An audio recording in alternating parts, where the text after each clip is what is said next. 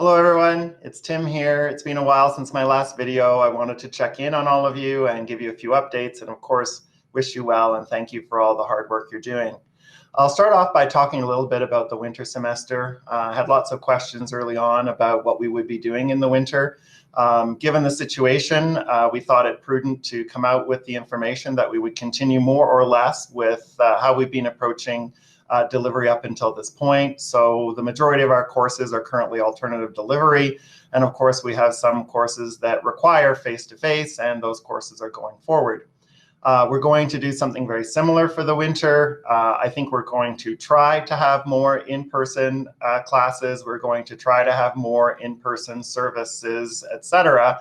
But as you know, right now there is some concern with increased outbreaks and cases. So we continue to work closely with health authorities and our ministry around the best advice that we have to go forward. So stay tuned for all of that. And again, thank you for everyone who is working hard to make sure that we're successful.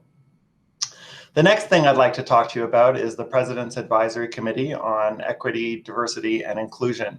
I'm happy to say we had our first meeting and we're finding our feet. Just as a reminder, this is a preliminary initiative. That working group will find some terms of reference, and we will have a more robust process to make sure that we're reaching out to the campus community to find the right people to be part of that dialogue. We will be setting up a website. It will just have high-level notes about what we're doing as a group. I'm optimistic and very hopeful around this process and want to make sure that the folks that are taking part in this have the opportunity to share their lived experiences with me, help provide some advice so that both I and the university can find our way forward on this important topic.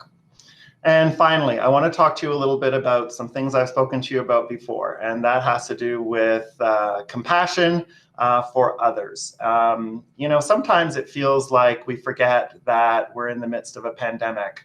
And I think that's because we're so dedicated to the work we do. So, you know, things that happen in September are happening in September. Things that happen in October, you know, it's Friday, the whatever of October, and something's supposed to get done.